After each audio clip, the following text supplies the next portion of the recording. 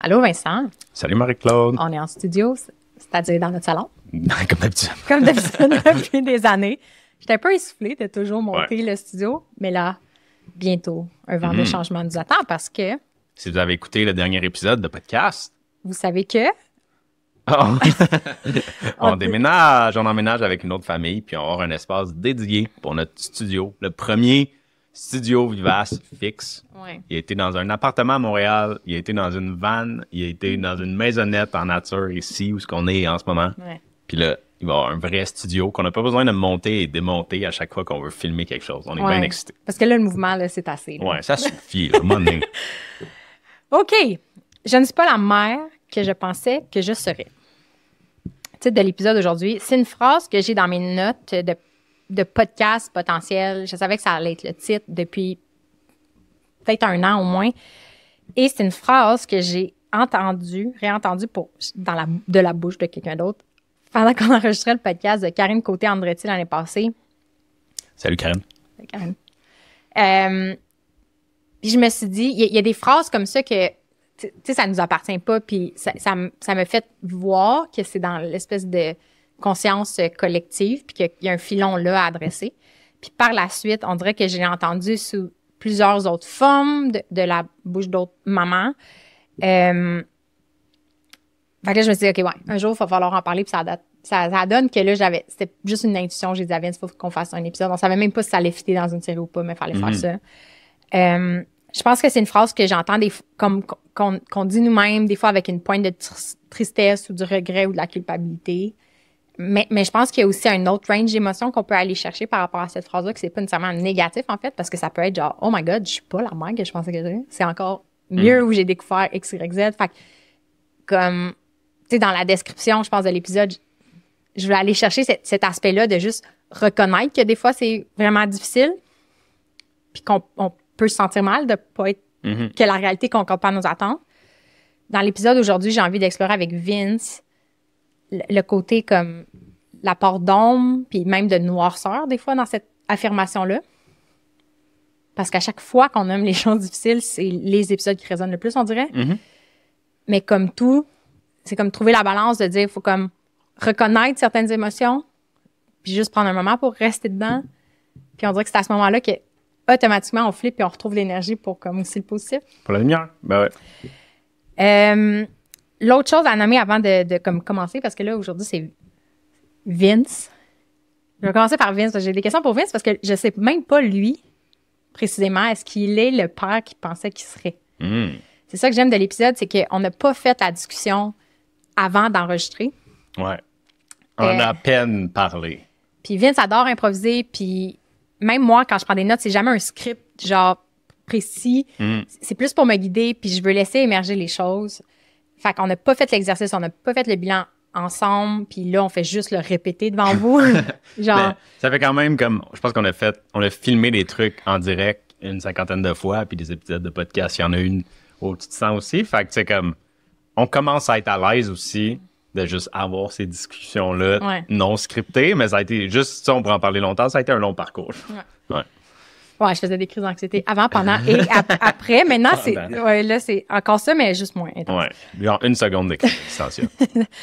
L'autre chose que je vais nommer avant de commencer, c'est qu'une autre phrase qui revient des fois, puis je réalise, c'est quand on va en visite chez des gens, quand des gens nous accueillent, c'est l'espèce de nervosité de genre, je suis pas assez vivace ou, hey, mon espoir, je m'excuse. Et des gens s'excusent en disant, ça, c'est pas assez vivace, genre. Puis, il y a une partie de moi qui est un peu surprise parce que je me disais, ben, tu sais, nous non plus, là. C'est pas parfait chez nous. Il y a plein d'affaires, justement, qui concordent pas à mon idéal.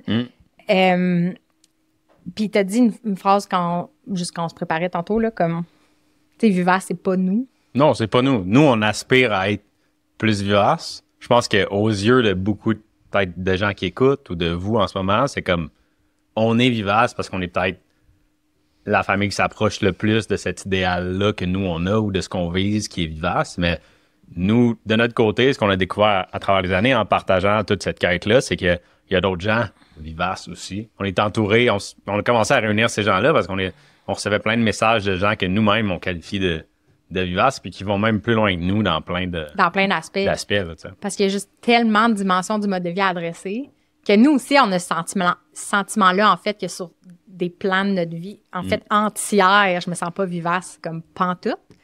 On devient plus comme des ambassadeurs que que d'autres choses avec Vivace, là, qu'on fait juste porter cette affaire-là, mais que... Ça nous appartient pas. Ben non. Moi, j'ai vraiment ce sentiment-là que ça m'appartient pas. Vince, quand tu l'as dit tantôt, c'est vraiment ça. C'est que pour moi, être vivace ou les gens commencent à adopter aussi l'expression comme être une petite vieille qui pète le feu, c'est vraiment comme un idéal dans ma tête. J'ai pas la prétention que j'y suis déjà arrivée. Puis je pense que l'épisode d'aujourd'hui, le but, c'est pas juste de me morfondre puis de dire nous aussi, on se sent comme de la merde vraiment souvent, puis genre, on est imparfait, puis d'en rester là, mais de juste comme amener de l'humanité, puis de reconnaître aussi que ça fait comme partie de la game, qu'il y a des moments où, quand on aspire à quelque chose de plus grand, que ça se passe pas comme on veut, où c'est vraiment, vraiment difficile, tu sais. Ouais, dans n'importe quelle quête, il y a comme des difficultés. Puis nous, on s'est mis à les partager à travers le podcast, entre autres, mais comme c'est juste normal, tu sais. Fait qu'on veut pas juste non plus montrer le positif, puis comme ce qui fonctionne, puis il y a plein d'autres choses aussi qui valent la peine d'être partagées. Oui. Ben, je pense que c'est la réalisation aussi, nous, que les gens qui nous inspirent le plus, c'est pas les gens que leur vie a l'air parfaite puis tout a l'air tout le temps beau. Comme on s'entend-tu que quand on voit ça, ces médias sociaux, ou même des films ou des documentaires, quand c'est juste ça, on se sent comme la merde, en fait, parce que t'es comme, on dirait qu'il y a pas, la personne est flawless, est comme sans faille. Puis c'est pas ça qui fait des bonnes histoires, puis c'est pas réel, en fait. T'sais, je pense que les meilleurs documentaires, les meilleurs films, les meilleurs récits, ce qui nous inspire, en tout cas moi, personnellement, c'est quand il y a de l'adversité. Puis c'est ça le fondement du storytelling, en fait, de comment créer des histoires intéressantes. Puis c'est comme ça que les humains communiquent. C'est il y a de l'adversité, puis c'est comment on réussit à naviguer ça ou à transcender ça. C'est ça qui fait à mes yeux que c'est intéressant. Puis je pense que dernièrement, il y a une partie de l'adversité de ce qu'on vivait que je me serais jamais imaginé partager, comme l'aspect de l'épuisement. Puis c'était vraiment difficile pour moi d'en parler pendant que j'étais vraiment dedans, parce que même si c'était ça mon intention, parce que c'est tough de parler de la noirceur quand tu vois vraiment pas le bout du tunnel. Puis là, on commence. En fait, on voit la lumière, fait que je me sens vraiment mieux. Ouais.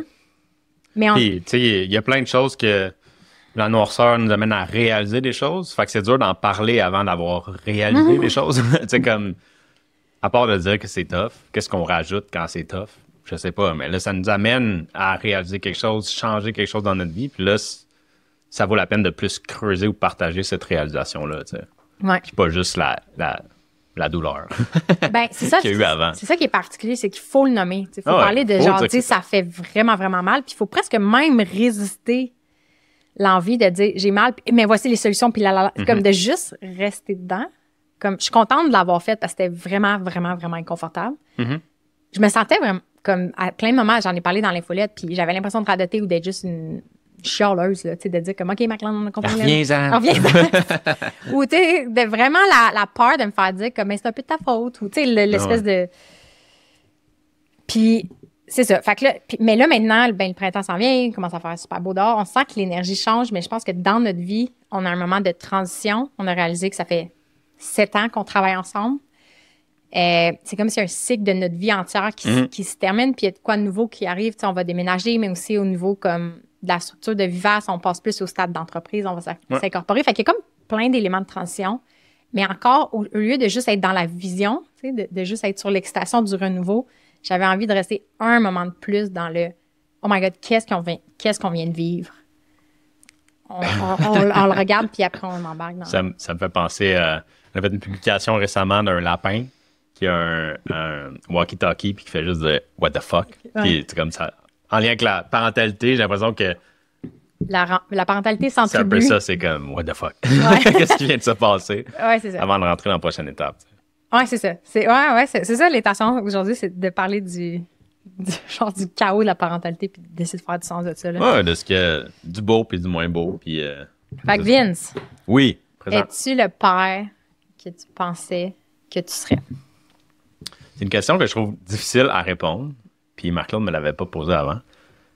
Parce que j'ai pas tant de, de référence de comment un père doit agir avec un bébé ou un jeune enfant. Tu sais, comme mes seuls souvenirs d'enfant, j'étais plus vieux que Marc Aurèle est en ce moment. Puis dans mon quotidien, j'ai pas vu de bébé avant d'en avoir un. Puis ça, je trouve ça vraiment tough parce que c'est comment je devrais être avec un bébé. Je le savais pas tant que ça, tu sais. Puis c'est dur de comprendre tout ce que ça implique parce que on vient de terminer la série Vie de clan. Puis c'est justement ça. Nos ancêtres étaient entourés d'autres humains, dont des bébés, toute leur vie. Tu sais, il y avait constamment des bébés dans le quotidien du clan. Puis là, j'ai l'impression que j'avais pas cette référence-là. Fait que ça a été difficile. Puis pour fixer nos attentes, à partir du moment où on n'a pas cette référence-là, c'est un peu un exercice juste mental. Tu sais, comme intellectuel plus, de comme, j'imagine que c'est ça, avoir un enfant. Puis, je pense que par défaut, mon cerveau allait plus, c'est peut-être la testostérone en moi qui parle, mais sur l'aspect pratique, là, de comme, tu sais, comme qu'est-ce que concrètement ça allait faire, tu sais, les pratiques qu'on allait adopter, puis comme les objets qu'il fallait avoir, puis comme ce qui me rentrait dedans après, c'est l'aspect humain de c'est quoi être avec ou avoir la responsabilité d'un autre humain pendant genre ces premières années de vie-là qui sont vraiment intenses, surtout quand on s'isole ou quand on est isolé en tant que parent, là, quand chacun fait son affaire de son côté. Là. En tout cas, je sais pas si ça répond à la question. Fait que tu sais, comme au niveau des pratiques, je pense que je suis vraiment fier de tout ce qu'on a fait. T'sais, on a parlé publiquement, mais on a fait le chien naturel, on a fait du portage, on a fait du cododo, on a fait l'allaitement, tout ça. Aucun rôle à jouer dans l'allaitement, mais on l'a quand même fait. Fait que de ce niveau-là, j'ai l'impression que je suis content de ce qu'on a fait. Mais est-ce que je suis le papa que je pensais être? Au-delà de ça, C'est une question difficile pour Vince parce que Vince ne se projette pas dans le futur. il y a ça aussi. J'improvise tout le temps, fait que c'est sûr que j'avais pas beaucoup de projections quand Marc-Aurèle est arrivé. Mais mettons que on s'en met dans... Je suis enceinte, tu sais. Ouais. Il y a un enfant qui s'en vient. Mm-hmm. Comme, t'es capable de te remettre dans ce moment-là puis de genre, ce que tu visualisais. Ben, je pense que c'est facile, avant d'avoir un enfant, de se dire comme, je vais être patient, je vais être... Tu sais, comme toutes les qualités qu'on veut incarner devant notre enfant. Puis après ça, l'enfant arrive, puis il pèse sur tous nos bobos d'adultes qui datent souvent de l'enfance chez chaque personne. Puis ça fait en sorte qu'on n'agit pas ou on réagit pas plutôt comme on voudrait réagir. Fait qu'à ce niveau-là, non, je suis peut-être pas le papa idéal que j'aurais aimé être jusqu'à maintenant. Mais ce qui est beau dans ça, c'est que un enfant nous fait voir nos bobos en pesant dessus. T'sais. Fait que c'est comme... nous invite aussi à les adresser puis à grandir de par sa présence. T'sais. C'est quoi tes bobos, Vincent? Mes bobos, C'est quoi mes bobos?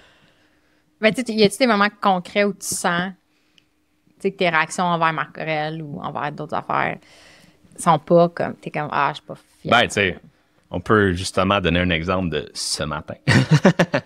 Mais moi, souvent, comme j'ai besoin de temps en silence pour comme réfléchir. Puis mettons, là, je pensais au podcast, de comme comment je vais faire le setup, qu'est-ce qu'il me reste à faire, qu'est-ce qu'il faut que je vérifie. Puis Marc-Aurèle est un enfant qui adore parler. Il n'y a pas vraiment de silence quand Marc-Aurèle est là. On est allé chez Annie-Claude récemment à Québec, de Un jardin d'enfants, son compte Instagram. Puis, on faisait des Legos avec ses enfants à elle. Puis, à un moment donné, un des deux enfants me regarde, puis il dit « Marc-Aurèle, il arrête pas de parler. Hein? » Puis j'ai dit « Non, Marc-Aurèle arrête pas de parler. Il est super social, adore parler, narrate sa vie complètement. Puis des fois, ça vient me chercher, parce que j'ai juste besoin d'un 10 secondes de silence pour démêler des idées. Puis ça, je sais que c'est un de mes bobos. J'ai comme un puzzle que j'essaie de résoudre dans ma tête en silence. Puis Marc-Aurèle fait juste brasser les morceaux des fois. Fait que là, c'est plus de laisser aller puis de dire, OK, ben, je vais finir ce casse-tête-là plus tard. Quand je vais avoir de l'aide avec Marc-Aurèle ou quand whatever. Mais je sais que ça, c'est un de... Je sais pas si c'est un bobo, là, mais comme... un des moments où je me sens moins patient, où je me sens moins connecté avec mon enfant. Ça, c'est une des choses. Là, on pourrait fouiner puis en trouver plein d'autres. Là. On va en trouver plein. OK. Non, mais on va parler de Marc Aurèle. Il y a beaucoup de vidéos qu'on partage sur Instagram où Marc Aurèle est paisiblement en train de faire des trucs de jeu libre. Il est seul. Mais c'est comme... Puis j'ai l'impression que ça peut... Je réalise que si on analysait juste le feed, c'est juste une portion de la réalité parce que Marc Aurèle, nous, on a décidé qu'on n'allait jamais stager, on n'allait jamais faire de mise en scène, on n'allait jamais lui demander de dire des choses à la caméra. C'est juste, on voit un beau petit moment, puis on le capte, puis même des fois, quand on remarque qu'il sait que la caméra est là, on essaie d'arrêter de filmer, ou on ne demandera jamais de répéter le même mouvement. Fait que ça fait finalement que c'est souvent le même genre de moment où il est dans sa bulle. Mais l'autre vie de Marc Aurèle qu'on filme pas, c'est aussi quand il y a d'autres enfants, il y a d'autres humains, parce qu'on veut pas comme... juste toujours filmer toute notre vie. Là, on veut juste capter un petit peu des parcelles de notre quotidien vivace, puis mais c'est ça. Le montrer à d'autres gens.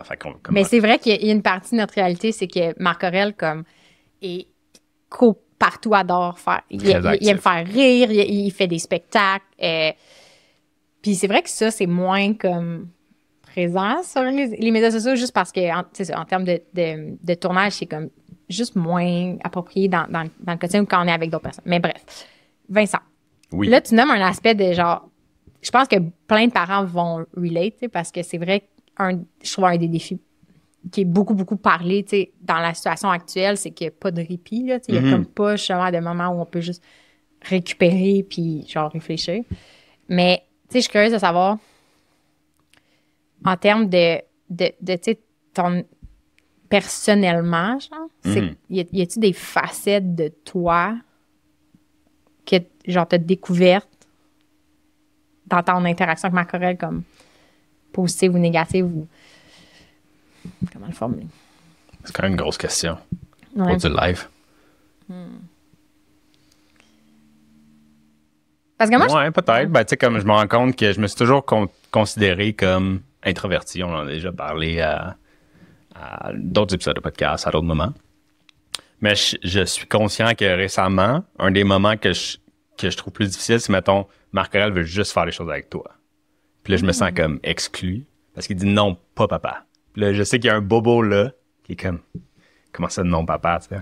Comme une espèce d'exclusion, tu sais. Fait que ça, je sais que ça touche de quoi à l'intérieur de moi, que ça me fâche même des fois, mais tu sais, souvent quand on se fâche, c'est juste qu'il y a des larmes en dessous, tu sais. Puis c'est ça. Fait que ça, je sais que c'est un bobo qu'on a probablement tous, d'une certaine façon. Mais tu sais, comme, plus on est isolé, plus c'est fâchant peut-être ou triste de se faire exclure socialement. Fait qu'il y a ça. On peut continuer de creuser. Ben, je pense que moi aussi, je contribue à ce sentiment-là, tu sais, parce que moi, comme l'aspect comme cododo, allaitement, c'est quelque chose qui était vraiment, vraiment important pour moi de faire. Mais il y a des moments où j'étais vraiment comme tannée, puis j'avais un besoin d'avoir une bulle, puis du temps pour moi vraiment fort. Puis moi, je ressentais le besoin de m'en aller pour retrouver cette paix-là, parce que j'avais l'impression que je ne pouvais pas la trouver à la maison. Parce que Marc Aurèle, c'est vrai que si je suis là, puis c'est comme un espèce de, pas servicieux, mais comme, moi, quand je me retire pour avoir ma bulle, quand je reviens, Marc Aurèle veut plus être avec moi, il est content de me voir. Fait que ça nourrit aussi ce sentiment-là de genre, OK, là, je veux juste maman, tu sais. Il est comme, je le vois en masse, papa, parce que c'est plus toi le papa à la maison, tu sais. Mais, tu sais, si je me rappelle, il y a beaucoup de moments où c'était difficile parce que mon besoin d'avoir une bulle te faisait sentir que ta présence, puis même la présence avec Marc Aurèle, que c'était pas enough, c'était pas bénéfique pour moi, tu sais, ou je sais pas, comme je pense qu'il y a j'ai l'impression que tu te sentais repoussé. Non, c'est sûr. Ben, tu sais, c'est un casse-tête difficile à résoudre.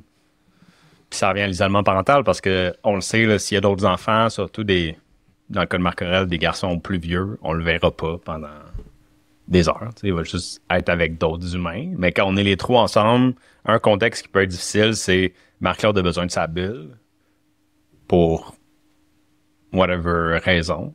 Puis Marc Aurèle veut vraiment beaucoup être avec Marie-Claude à ce moment-là. Puis là, c'est genre... Puis il veut pas que moi je m'implique dans les trucs. Il veut juste les faire avec Marc-Claude. Mais Marc-Claude a besoin de sa bulle parce que Fait que, encore une fois, tu sais, ça revient à l'isolement parental de comme, c'est comme un casse-tête impossible à résoudre pour moi. Fait que ça aussi, ça me fâche des fois parce que je sais pas quoi faire, tu sais. Mis à part inviter du monde à la maison, sortir de la maison avec Marc Aurèle pour aller à un parc en espérant qu'il va y avoir d'autres enfants, aller chez des gens aussi, tu sais. Je pense que l'espèce de... Le fait qu'on va emménager, coller à une autre famille, me donne espoir que, tu sais, ces moments-là vont être moins présents parce qu'on va pouvoir, tu sais, si les enfants, tout le monde dehors, tu sais, comme il y a une autre porte à côté, un peu ouverte en tout temps, ben, ça va vraiment faciliter un peu ces moments-là où ce que Marc Aurèle veut de la connexion, puis on est juste deux dans le paysage de Marc Aurèle, tu sais, comme c'est vraiment, c'est pas humain. C'est pas humain comme situation, c'est vraiment difficile. Mais je sens que ton réflexe, c'était quand même de dire jusqu'à maintenant comme « Ah, je suis capable d'être là pour mon enfant puis pour ma femme. » Tu sais, je sentais que ton réflexe, c'était peut-être aussi de le prendre sur toi. Tu avais peut-être moins le réflexe d'inviter d'autres personnes. Tu sais, mettons, toi, aller au parc, avec Marc Aurèle puis t'amuser pendant des heures, c'est vraiment possible. Pour moi, c'est presque inimaginable, là. Comme dès que je suis seule avec Marc Aurèle, il faut que, genre, je vais FaceTimer ma famille, je vais appeler mes parents, je fais le tour comme de tout le monde parce que j'ai comme besoin qu'il y ait d'autres mondes. Puis mon réflexe, ça va être plus de dire, OK, si j'ai du temps avec Marc Aurèle, je vais planifier des choses avec des amis. J'ai l'impression que toi, il y a une partie de toi qui est comme, quand même, tu te sens quand même heureux avec Marc, comme, juste avec un enfant. Ben, c'est plus il vieillit, plus le besoin d'avoir d'autres humains est criant. Dans mon cas, parce qu'il veut vraiment, tu sais, comme on dit tantôt, il parle tout le temps, whatever, mais tu sais, il veut vraiment connecter avec quelqu'un tout le temps. Fait que si t'es tout seul avec Marc Aurèle en ce moment, il veut tout le temps ton attention, tout le temps, puis il parle beaucoup, tu sais. Fait que ça, c'est quand même drainant. Chose qu'il n'y avait pas avant, tu sais, on parlait de contenu, des fois, vous voyez sur Instagram avec Marc Aurèle, mais quand il était petit, c'était facile de juste prendre un pas de recul, puis il fait ses trucs en silence, puis tu sais, je fais une petite vidéo discrètement, puis ça montre une parcelle de notre vie, mais maintenant, c'est de plus en plus difficile de faire ce contenu-là aussi parce que, tu sais, si je fais juste sortir mon téléphone de ma poche des fois, puis il est comme, qu'est-ce que tu fais, papa? C'est comme, fait que les moments, comment dire, candides sont un peu difficiles, plus en plus difficiles à capturer parce qu'il y en a de moins en moins aussi, tu sais.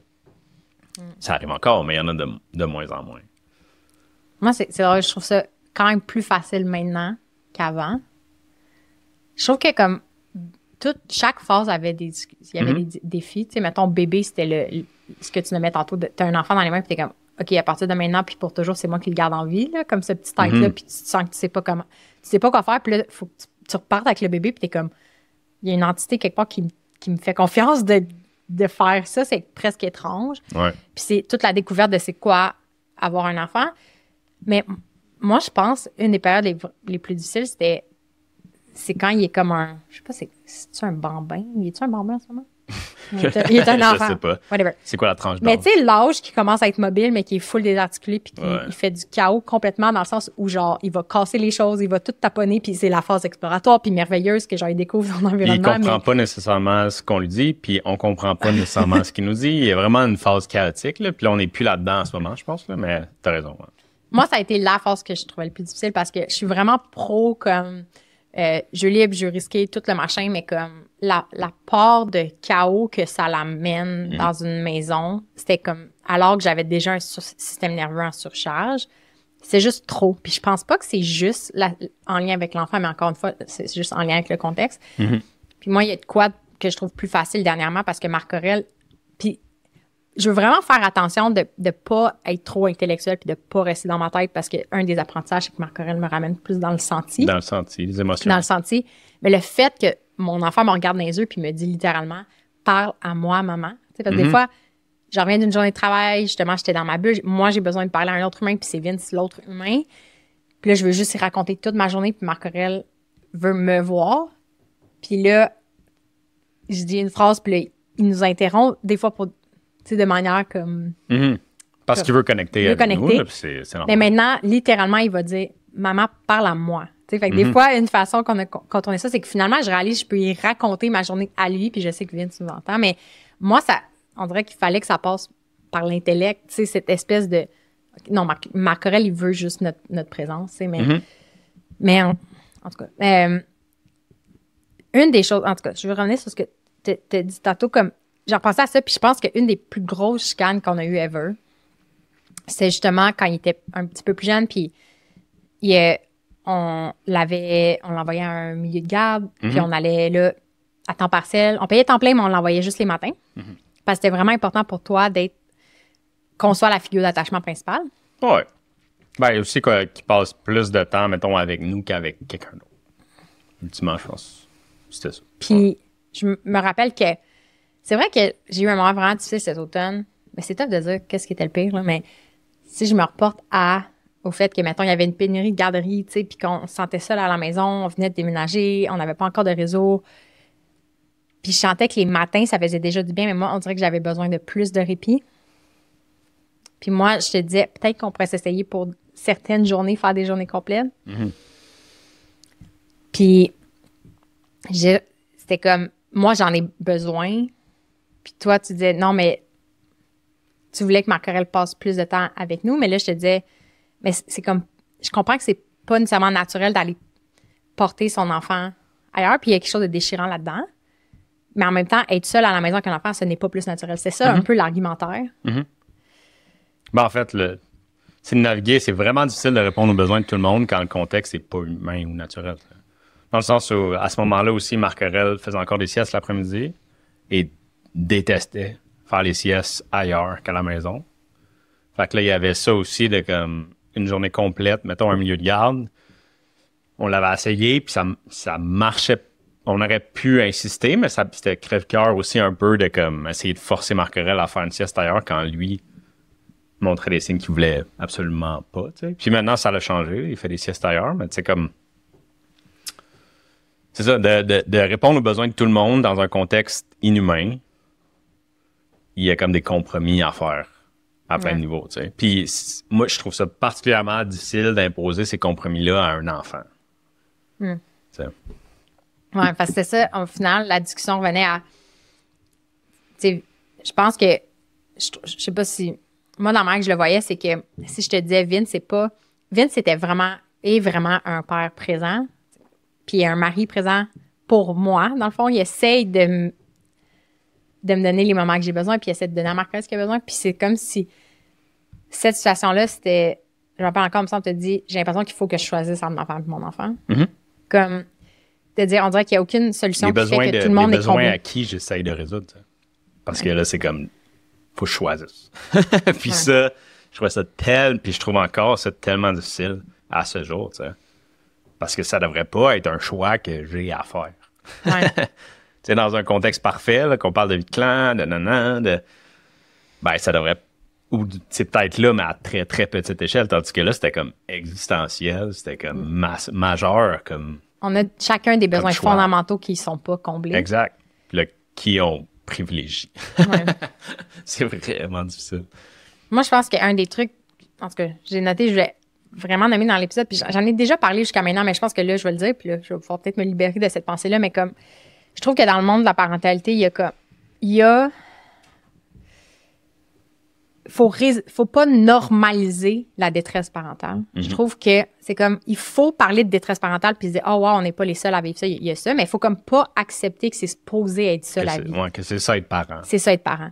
Fait que, puis des fois, tu le sens, c'est vraiment subtil dans les discours. Je peux même pas donner d'exemple concret, mais je trouve que je le sens quand il y a un discours populaire qui veut trop normaliser la détresse en disant comme ben c'est ça qui est ça, puis c'est ça, faut juste apprendre dans ce contexte-là. Il y a une partie de moi qui refuse de normaliser ça parce que je me dis on n'est pas supposé vivre ça, puis je vais juste comme agir jusqu'à la fin de mes jours pour essayer de changer le contexte pour pas être face à ce genre de dilemme-là. Puis je pense encore que l'humain, comme chaque espèce animale, est supposé vivre dans un contexte, dans un habitat, puis dans un contexte social représentatif de ses besoins fondamentaux, puis qu'on peut être comblé. Que, normalement, les individus dans un groupe devraient être comblés, puis qu'à certains moments, c'est sûr qu'il y a des trucs difficiles, puis que là,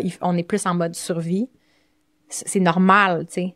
Mais d'être constamment en mode survie, faut résister d'accepter ça, c'est pas ça la vie, genre ça. En tout cas, je l'ai dit plein de fois, mais là... Ben, tu sais, j'aime personnellement la citation de Gabor Maté, que je sais pas si je vais dire comme il faut, mais qui dit, tu sais, on est victime de notre contexte actuel, mais on peut changer notre contexte. T'sais. Fait que Vivace, je trouve que c'est un peu ça aussi. C'est au-delà de comme, mettons, on se sent pas bien, on sent que nos besoins ne seront pas adressés. Ben, nos cerveaux, Marc-Claude puis moi, on creuse pour comprendre c'est quoi la source du problème. Puis après ça, on essaye de se dire comment on l'adresse, comment on change cette affaire-là. Parce que des fois, de se résigner puis de dire, ben, c'est ça, ça fait en sorte on creuse pas assez loin pour comprendre la vraie source du problème. T'sais. Puis ça a amené à la série Viclan. Je veux dire, quand on a démarré Renard à l'époque, Vivace, quand on travaillait là-dessus, c'était beaucoup ancré dans le mouvement parce qu'on se rendait compte que dans tout l'univers de l'activité physique, on nous demandait de faire des choses qui faisaient pas de sens pour nous, tu sais.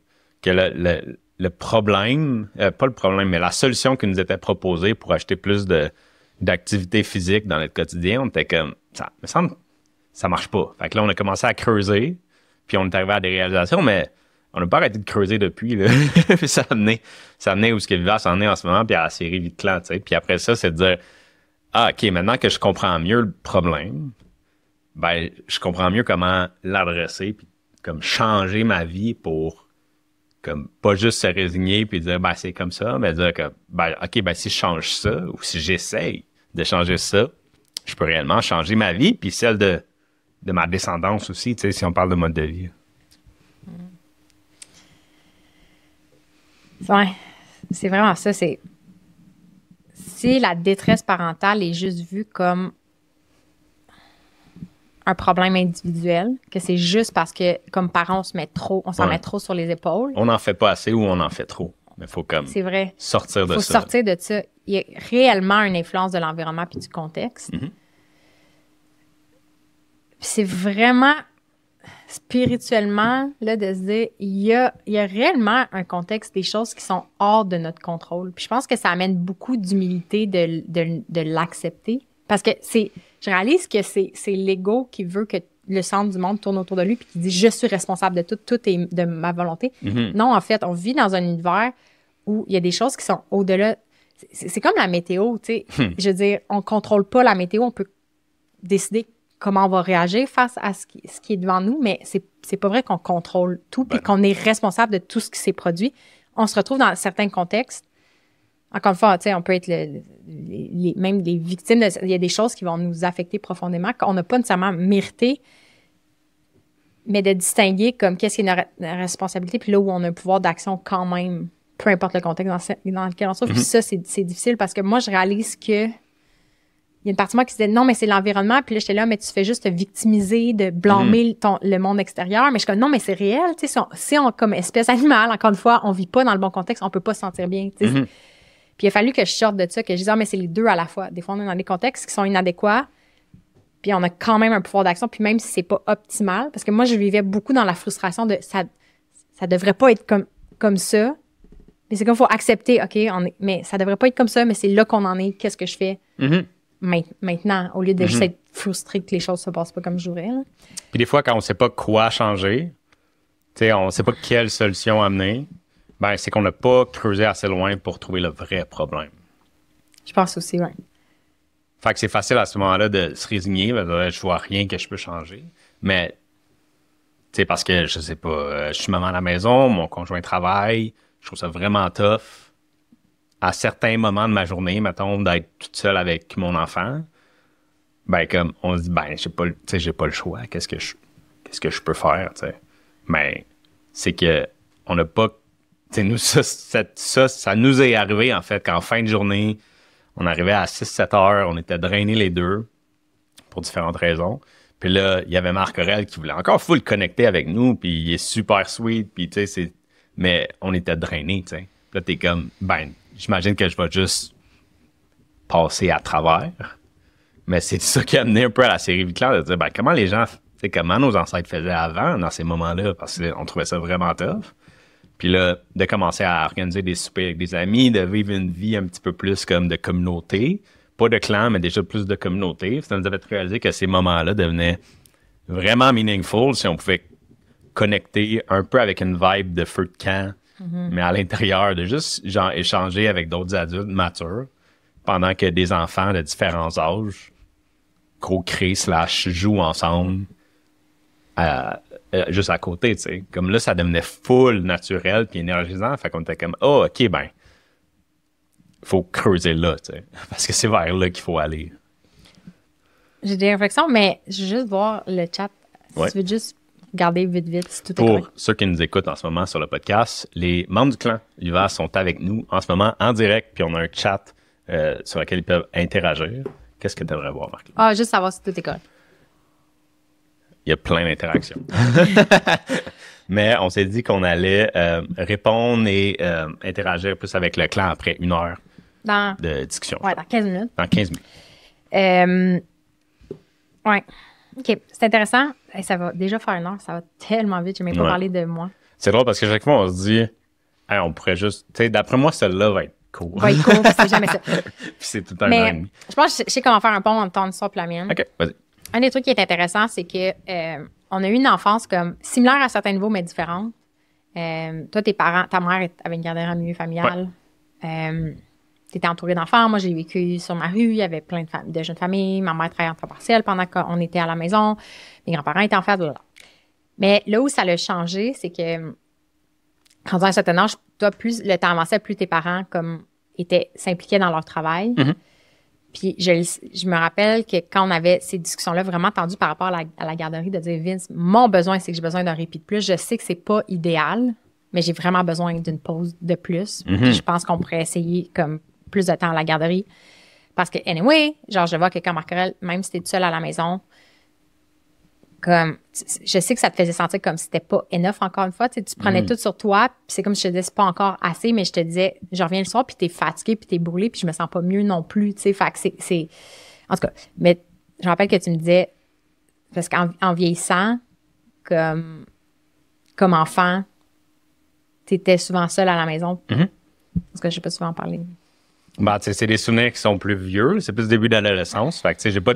Moi, c'est ça, ma mère avait une garderie en milieu familial. J'étais à la maison. Tu sais, j'avais plein d'amis à la maison jusqu'à peut-être l'entrée au secondaire. Là. Fait que, tu sais, mes souvenirs à ce niveau-là sont plus à l'adolescence, parce que justement, mes parents travaillaient beaucoup, étaient très carriéristes.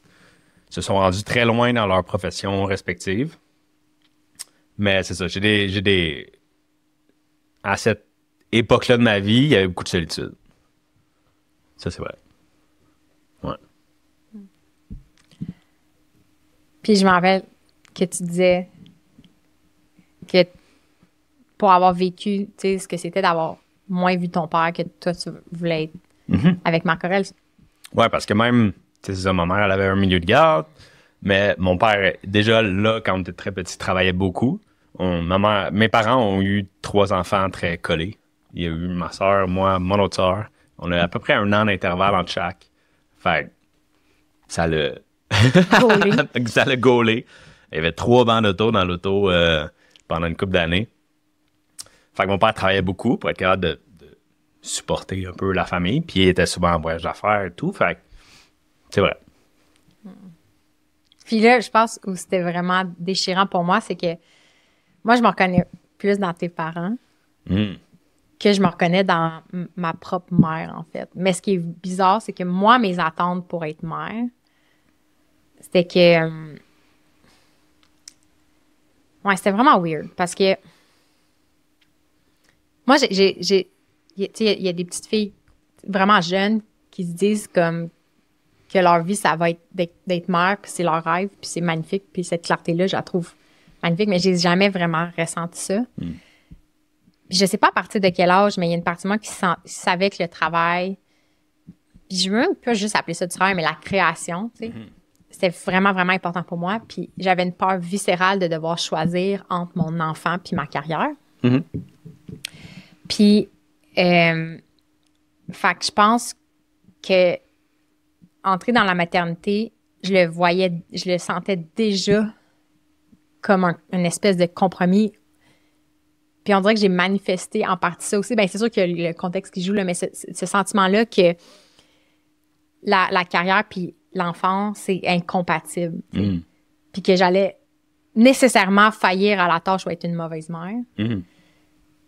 Fait que c'est là où c'était challengeant pour moi de dire, aïe, est-ce qu'il y a quelque chose y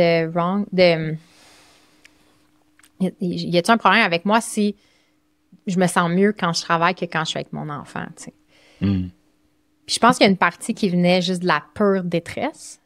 Puis il y a des fois où je me sentais sincèrement pas coupable parce que je me disais, j'ai des besoins fondamentaux. Normalement, on devrait tous être comblés. Je devrais pas avoir à choisir.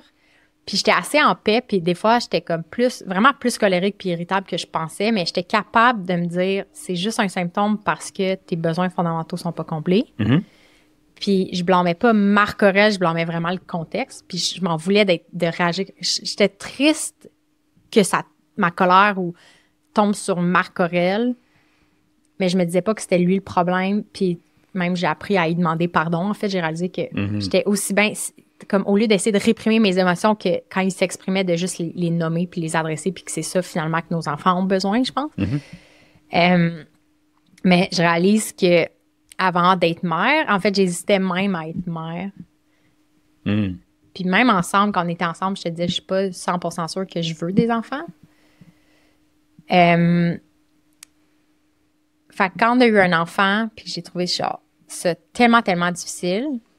Puis en fait, ce que je réalise en parlant avec d'autres parents, c'est que même des gens qui en souhaitaient un comme ardemment, pour plein de raisons différentes, puis pour plein de variables, on va trouver ça difficile. Puis il y a une autre phrase qui revient un peu, c'est comme, en fait, non, c'est pas tant que je l'entends, mais je le sens, c'est comme l'idée comme I didn't sign up for this. Genre.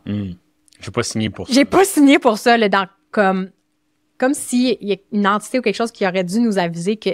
Parce qu'on est habitué dans la vie, hein, depuis l'école, de se faire dire, voici les objectifs, voici le plan de match, voici l'échéancier. Tu sais, on embarque dans le processus, puis tout le rythme de notre vie, puis les objectifs sont tous déterminés par une autre entité.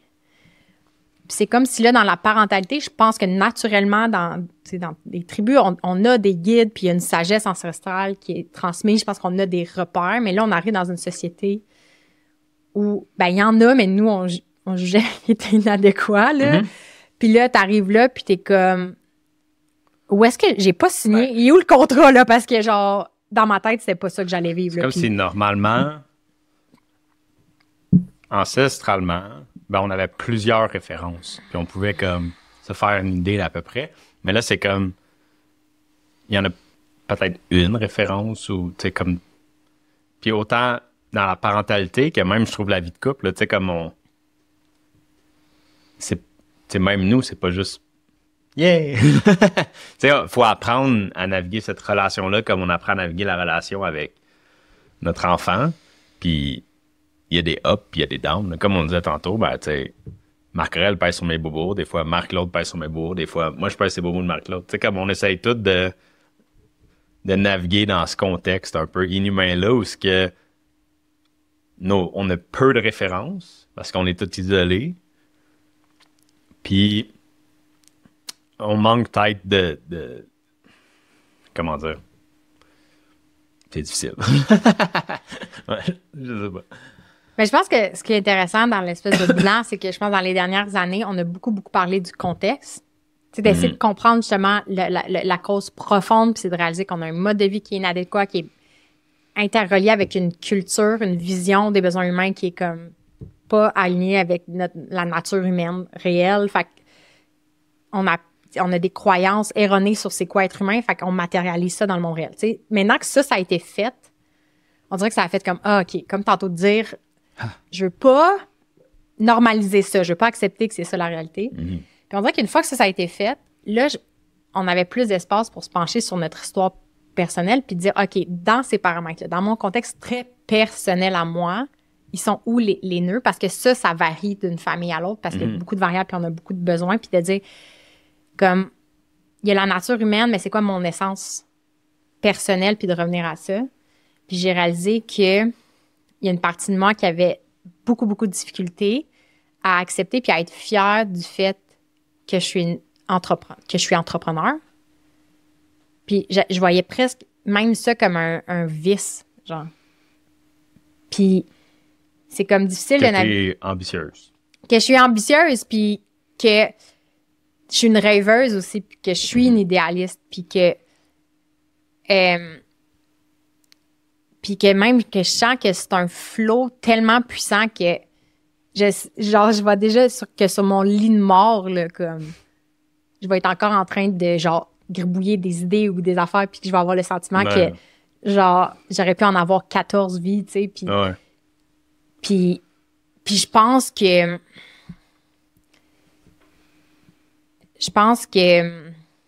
Moi, c'est ça que Marc Aurèle, en fait, tu sais, c'est ça, même si le contexte est pas naturel, ce que je réalise, c'est que dans l'accumulation de fatigue, je pense qu'on en a déjà parlé dans le dernier épisode, mais j'étais tellement épuisée, en fait, que toutes nos boucliers, puis on n'était plus capable de juste bloquer la crop, puis là, ça nous sautait dessus, puis là, il fallait l'adresser. Puis moi, il fallait que je fasse face à ça, de dire comme...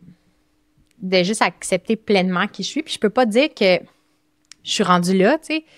Mais récemment, je disais, j'en ai parlé dans une des infolettes, mais le livre de Rick Rubin, The Creative Act, qui est sur la créativité, mais plus l'essence d'un artiste, puis comment naviguer l'art puis la créativité. Puis j'ai eu le sentiment de revenir un peu à la maison, puis de dire, OK, non, ça fait partie de qui je suis.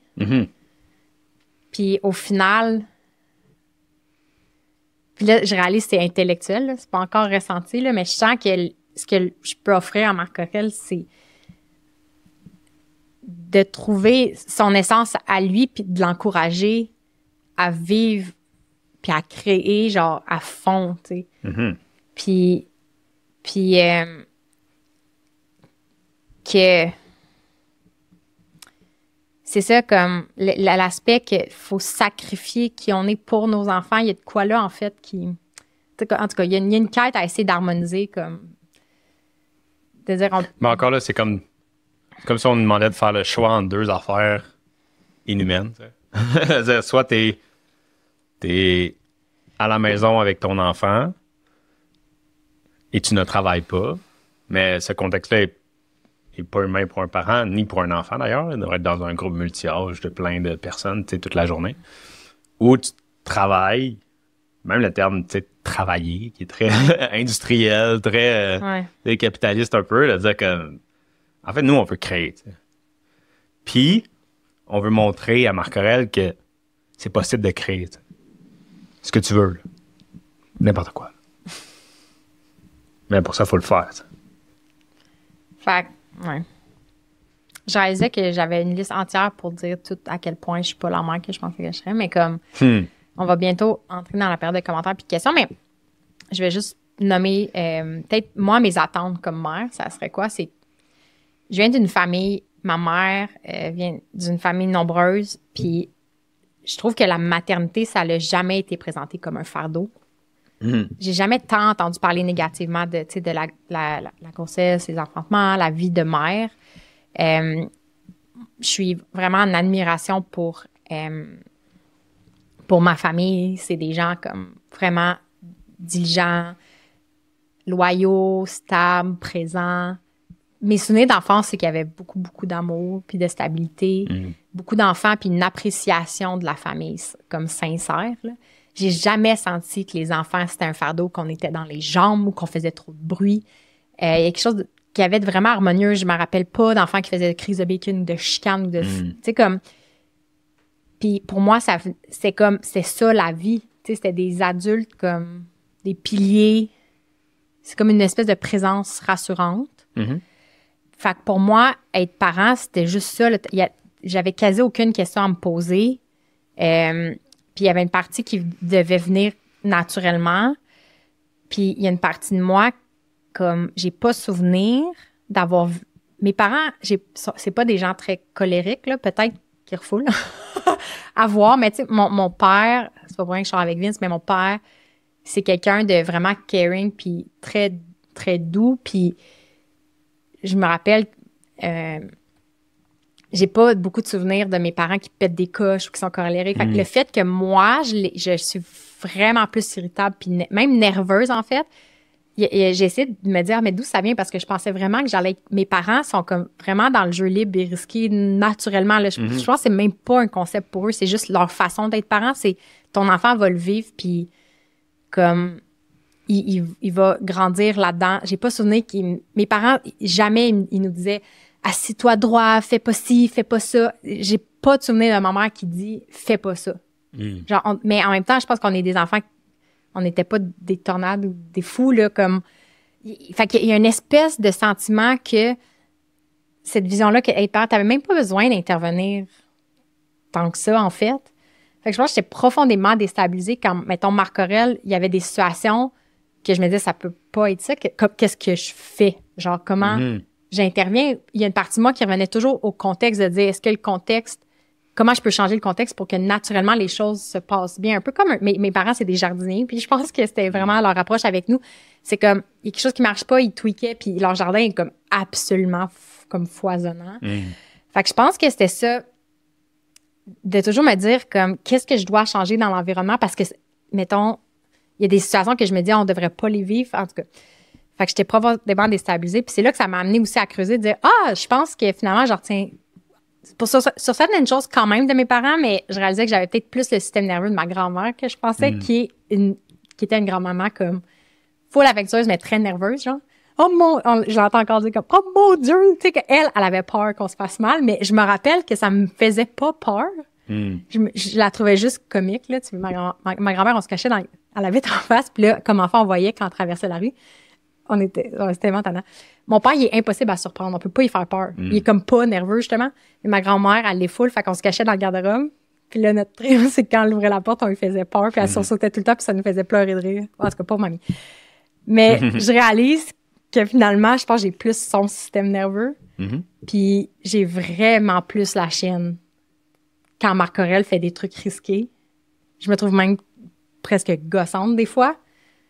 Puis il faut que je le rationalise en me disant, ça va être correct. C'est comme, faut qu'il vive ses expériences. Puis même si quelque chose se passe, c'est quand même mieux qu'il apprenne à bouger dans l'espace que de juste l'empêcher de tout faire. Fait que je pense que ça m'a déstabilisée de moins ressembler à certains niveaux à mes oncles puis mes tantes, que je trouvais assez chill. Puis d'être plus comme, nerveuse, irritable, colérique, genre. Puis il y a une partie de moi qui se disait d'où est-ce que ça vient, ça. Puis c'est là que ça a amené à creuser à plein niveaux, puis que je suis encore là-dedans, tu sais. Ben oui. En tout cas, c'est l'heure. C'est l'heure. On va aller jaser avec le clan Vivace. Puis là, est-ce qu'on se dit qu'on revient après ça? Parce que là, toutes les interactions qu'on s'apprête à avoir avec le clan Vivace, ben, on va les laisser. Pour respecter l'intimité du clan, ça va être seulement accessible pour le clan Vivace. Oui, on va jaser les commentaires parce que je vois qu'il y en a vraiment, vraiment beaucoup. Puis, on va se donner un autre temps pour comme continuer de creuser certaines affaires et le recaper avec l'épisode publiquement après. À tout de suite. Oui. Fait qu'on a parlé avec les gens dans le clan. Il y a plein de choses qui ont émergé. La difficulté de vivre les transitions avec des enfants, de devoir nier ou mettre de côté nos propres besoins. Ma honte, en tout cas, d'être être vraiment moins en forme qu'avant. La différence entre de l'anxiété puis de l'inquiétude. Vraiment, comme une demi-heure de contenu vraiment intéressant. Fait que je vous invite à embarquer dans le clan pour connaître les petits punchs. Mais quand même, moi, ce qui est ressorti dans ma vision d'être mère, puis là où je pensais pas être confrontée à faire des choix, en fait, tu sais, l'idée que c'est des compromis, moi, je trouve ça vraiment, vraiment difficile parce que je réalise que dans ma vision de comment j'allais être mère, c'était aussi associé au fait que, OK, mais quand je vais être mère, je vais être une adulte, puis on va avoir plein de cash, puis même temps, on va avoir ce qu'on appelle du fuck you money, tu sais. Et genre, tellement d'argent que j'aurai pas à choisir parce que, tu sais, ça sera pas un dilemme d'acheter toute la bouffe bio puis locale comme je le souhaite, tu sais, d'acheter des souliers minimalistes ou pas, même si ça coûte le quadruple du prix, puis d'avoir de l'aide supplémentaire en payant à des services, avoir une femme de ménage, peut-être même un chef. Comme il y a une partie de moi aussi que je me projetais dans le futur en me disant, je vais tout avoir, tu sais, parce que je vais me concentrer sur ce que j'aime, puis je vais déléguer ce que j'aime pas. Puis, fait que justement, dans ce dilemme-là de genre, tu sais, comment c'est déchirant d'apporter son enfant à la garderie des fois, puis de dire, mais en même temps, de rester à la maison, je me sens pas mieux. Tu sais, je suis pas plus épanouie, puis t'as l'impression. Les deux options sont pas humaines. Sont pas humaines. Je me disais, c'est pas grave, j'aurais pas à choisir. Puis là, il faut que je choisisse des options que ni une ni l'autre me comble pleinement ou comme mon enfant ou mon mari. Puis c'est là que moi, ça l'a pesé sur un gros bobo ou c'est comme un gros nœud, puis c'est pas tant abordé, mais l'aspect financier. De dire, aïe, je suis pas dans la situation financière que j'espérais. Puis ça amène de la vulnérabilité. Dans ma famille, c'est comme un peu un non-sujet, là. Tu sais, c'est comme pas... tu sais, ma famille valorise quand même assez la sécurité, mais pas outre mesure, là. Tu sais, je veux dire, on n'a jamais été riches, on n'a jamais manqué de rien. Mes parents nous ont toujours fait sentir qu'il y en avait amplement, puis que l'argent, c'était pas un tracas nécessairement. Mais là, je me retrouvais dans une situation où moi, j'étais pas où j'espérais. J'espérais aussi, tu sais, dans cette vision-là, de dire, on va avoir tellement d'argent, on va comme pouvoir investir dans une propriété avec nos parents, puis leur offrir leur maison de rêve, tu sais. Puis j'ai réalisé comment, c'est peut-être pas, notre vie n'est pas finie, là, tu sais, on peut peut-être arriver là un jour, là. Mais là, je suis comme, oh my God, je suis dans une situation où non seulement, tu sais, j'ai besoin d'aide, puis je sens que je suis pas capable d'aider en retour, puis comme, il faut que je demande de l'aide à mes parents. De l'aide de leur présence, qui était déjà difficile, même si rationnellement, je me dis c'est ça qu'on est supposé vivre, tu sais, en multigénérationnel, puis mes parents offrent leur aide vraiment beaucoup, ils sont vraiment beaucoup dans le service. Mais l'aspect de, tu sais, de demander des sous, comme ça, pour moi, c'était inimaginable de dire comme je me sens encore comme une enfant. Puis j'en parlais avec des parents on m'en parle vraiment d'argent, c'est juste parce que j'en même pas tant le sujet, mais je me disais, je pense qu'il y a aussi quelque chose de déchirant là, que aussi pour faire certains choix, pour pouvoir rester à la maison avec notre enfant ou comme on décide de couper des fois dans un salaire, tu sais, puis que ça amène d'autres enjeux, puis ça peut être vraiment difficile. Puis moi, un des trucs qu'il a fallu que j'adresse, c'est justement cette vision-là. Puis ça, je veux dire, c'est aussi le reflet de notre société, de dire, d'avoir l'impression que notre valeur est juste liée au capital financier. Puis moi, j'avais de la misère à passer par-dessus ça. Moi, un des trucs que je trouvais vraiment difficile, c'est de dire, j'ai un peu l'impression de sacrifier ma présence auprès de mon enfant pour mon entreprise, mais je me sentais pas accomplie comme entrepreneur parce qu'on vivait pas encore de ce qu'on faisait. Tu sais, les gens demandent comment vous faites, ben c'est qu'on a mis toutes nos économies là-dedans, puis des fois, on allait chercher des jobs dans puis tout allait là-dedans. Puis on a coupé au maximum dans nos dépenses, puis c'est comme si on a réalisé que là, j'étais au pied du mur parce que je pouvais plus couper nulle part. On a vendu tout ce qu'il y avait de superflu. Tu sais, ce qui a le plus de valeur dans notre maison, je pense qu'en ce moment, c'est cette caméra-là, puis mon ordi, puis nos outils de travail sont comme... Vite, ça remplacer sa gourde sur mon ordi, genre l'année où je l'ai eu. Puis là, vous voyez pas, mais mon ordinateur est branché avec du tape dessus, parce que s'il se débranche, la batterie fonctionne plus, fait que tout s'éteint en ce moment. Fait que je tape mon ordi avant de partir des lives. En tout cas, fait que même ça, on est au bout de ça. Puis je pense que ça vient avec une certaine fierté de dire comme, ah, c'est nice, on a créé tout ça, peu importe, même avec des outils comme pas au top. Puis je suis fière de ça, de dire comme l'envie de créer a toujours été plus forte. Puis je pense que c'est cool quand tu as plein de ressources de dire, hey, je juge les choses jusqu'à la corde. Mais quand c'est un peu que tu n'as pas d'autre choix, en fait, tu sais, que c'est pas, t'as plus vraiment ça, c'est t'as pas les ressources pour comme tout racheter à neuf ou avoir comme le vice est toujours pas allé chez l'optométriste, qu'il y a des lunettes pétées, là, mais ça, pour moi, c'était vraiment difficile, puis c'est drôle parce que j'en parle là, encore une fois, puis c'est un autre des sujets, je me disais, je vais jamais parler publiquement de ça, mais là, c'est fait. Fait que je me sens libérée, mais... Fait que de demander de l'aide, mais plus spécifiquement financière. Financière. Fait que d'un côté, je chantais, c'est ça, que je sacrifiais ma présence auprès de ma chorale. Que je chantais pas que j'étais une entrepreneur accomplie, parce que c'est comme si je me disais, il faut que je sois financièrement autonome pour être une vraie entrepreneur. Fait que j'étais un peu dans un impasse parce que je me sentais pas accomplie dans aucune sphère de ma vie. Puis c'est avec toi qu'on a fait un gros travail sur la valeur. Parce que toi, t'es vraiment plus là. Tu t'associes vraiment pas ta valeur à ton compte de banque, genre vraiment pas. Non. Puis ça m'a toujours impressionné. Puis je pense que c'est pour ça qu'on a réussi à entreprendre ensemble, c'est que toi, t'étais vraiment pas stressé. La sécurité financière, c'est pas genre dans tes top priorités. Puis t'avais un peu la confiance que t'allais être correct toute ta vie, tu sais. Ben, je pense que j'ai toujours confiance en ma capacité à créer, je pense. Puis on dirait que j'accorde la valeur d'un humain, on dirait que je le vois plus dans ses créations que dans son compte de banque, comme tu dis, ou son statut. Ou, j'en ai croisé plein des gens qui avaient plus de statut que moi ou plus de capital financier que moi, mais qui m'inspiraient pas au niveau de la valeur qui était créée de leur part. Ça. Ouais. Fait que ça, c'est un travail qu'on a fait de dire, ah non, il y a d'autres formes de capitaux. Tu sais, il y a, justement, même d'un point de vue comme entrepreneurial ou en économie sociale, ça va être discuté justement que le focus, ça peut ne pas être juste sur l'argent. Puis c'est ça que j'étudiais, en fait, d'accomplir une mission sociale, puis de dire, ben il y a d'autres formes de capitaux. Ça peut être l'accès à des ressources, des compétences, mais aussi le capital social. Puis on a réalisé que même si on se sentait pauvre financièrement, puis au final, c'est juste parce que l'argent avait jamais tant été une priorité, tu sais. Puis si on se remet dans une perspective de résilience, on le sait que si on focus là-dessus sur stabiliser ça, on va apprendre, puis ça va être correct, tu sais. Là, on est à un stade où je le sais que ça va être correct. On était juste obsédés par comme créer l'univers de Vivace d'abord.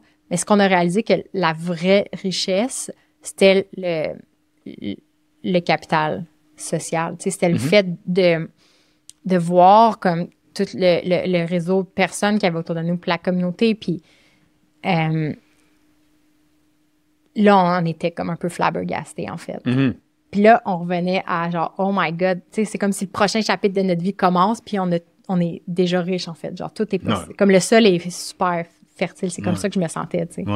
Puis au final, c'est un peu ça de dire, comme quand je parlais, tu sais, tantôt quand on parlait dans le chat, avec les commentaires du chat, mais de dire, une de mes plus grandes peurs, c'est manifester, tu sais, comme quand on a fait un appel à l'aide le mois dernier, c'est parce que littéralement, on pouvait pas payer notre loyer. Puis là, je le dis avec un sourire en disant comme, oh my God, genre, ça s'est rendu là, puis là, de nommer les choses, de l'avoir vécu puis d'avoir trouvé des solutions, c'est ça qui est absolument libérateur. Puis là, je suis capable d'en rire. C'est quand même fou, tu sais. Puis ouais, ça fait du bien. Ça fait vraiment du bien. Fait que de vivre nos plus grandes peurs, puis je pense que notre enfant, c'est pas nécessairement son rôle de créer tellement de chaos. Je pense pas que c'est ça la norme. Je pense pas qu'un enfant est supposé créer tellement de chaos dans la vie d'un humain que, genre, on en tombe en dépression. Là. Je pense pas que c'est ça. Mais l'état des choses en ce moment, c'est que l'enfant amène un chaos qui nous fait découvrir c'est quoi la nature humaine, mais qui nous fait découvrir c'est quoi notre propre essence. Puis si on voit ça comme une exploration, puis qu'on est capable à certains moments de prendre un pas de recul, puis d'observer, puis de dire qu'est-ce que j'apprends de tout ça. Moi, c'est là un peu que j'ai trouvé mon salut, je pense. Ouais. À partir du moment où il y a une source de lumière, ben, il y a des ombres qui apparaissent. C'est juste... L'enfant est un peu ça, comme une source de lumière. La quoi, ça? L'enfant est comme une source de lumière qui nous fait voir les ombres, en fait. Là, puis après ça, c'est à nous de les adresser, ces ombres. Ouais. Parce que si on le fait pas, ben, ils restent là, en fait. On les lègue. Ouais. On pourrait en parler longtemps. Ouais. T'es redevenu émotif, y a-tu quelque chose comme... Mets-tu quelque chose... Non. Je suis triste que l'épisode finisse. Non, mais y a-tu quoi que j'ai dit? Comme qu'est-ce qui est venu te chercher encore? Non, ben je pense de voir l'enfant comme une source de lumière. Je trouve ça beau.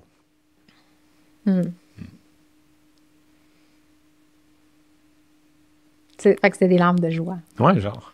Ça arrive. Des émotions positives, ça arrive, Marc. Ouais. Ouais.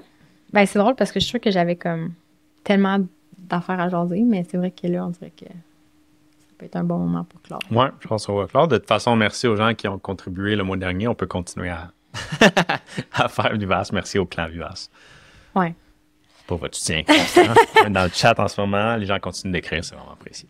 Je vous invite, vous aussi, à exprimer vos émotions, ce que vous vivez, de le matérialiser sous une forme ou une autre. Tu sais, dans le creux de mon épuisement, il fallait, je pense, que je me dépose puis que j'arrête de sentir, tu sais, d'être en mode output. Je ne pouvais plus être en mode output parce que je me sentais complètement vidée. Fait que je pense qu'il y a des moments pour se ressourcer. Mais je réalise que une fois que j'ai commencé à justement avoir de la lumière puis à créer du momentum, l'acte de créer était vraiment guérisseur. Puis l'infolettre, mettons, ça va faire 3 ans là, que je l'écris chaque semaine. Puis il y a des semaines, presque chaque semaine, en fait, c'est vraiment, vraiment difficile. Même faire des épisodes de podcast, des fois, je vais y repenser. Je me dis, oh my God, je peux pas croire que j'ai dit ça publiquement, machin. Mais au final, ce que je réalise, c'est que de nommer les choses, puis de juste les accueillir, puis dire, c'est comme ça que je me sens. Puis peut-être que peut-être que c'est une peur inventée, mais aussi peut-être que c'est juste légitime. C'est quoi le message derrière? Puis une fois que tu nommes l'émotion, est-ce qu'il y a une action que je peux entreprendre pour aider ma vie à court terme? Je pense que ça a été ce qu'il y a de plus thérapeutique. Parce que je réalise que moi puis Vince, on se parle beaucoup, là. Tu écoutes beaucoup mes anxiétés et mes émotions, mais... Ben ça, je veux dire, on met des micros, mais c'est des discussions qu'on a.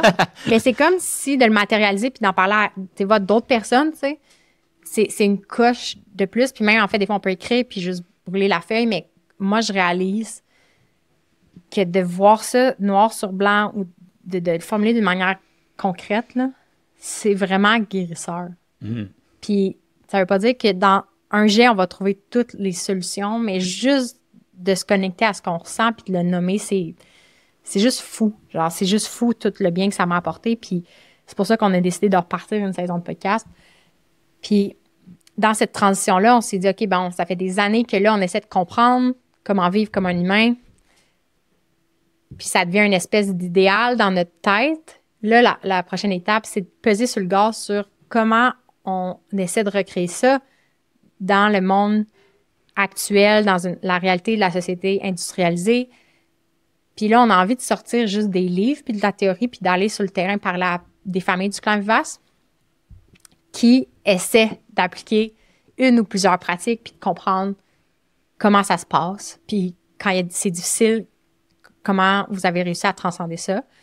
Fait qu'on a commencé à le murmurer, mais on lance la prochaine série qui s'appelle Pionnières au pluriel pour parler des familles et des personnes pionnières qui veulent justement défricher, qui sont en train de défricher ce terrain-là parce que vos expériences comptent. Genre, fait qu'à chaque fois que vous vous sentez découragé, soyez assuré que quelqu'un d'autre sent ce que vous ressentez puis prend peut-être vécu une situation similaire ou une émotion similaire pour d'autres raisons. Puis sachez que ce que vous essayez, vos petites victoires ou vos astuces, les trucs que vous découvrez, comme des fois, ça peut avoir l'air banal dans votre vie, mais si vous avez aussi un micro, soyez assuré que vous recevriez des témoignages de personnes qui vous remercieraient.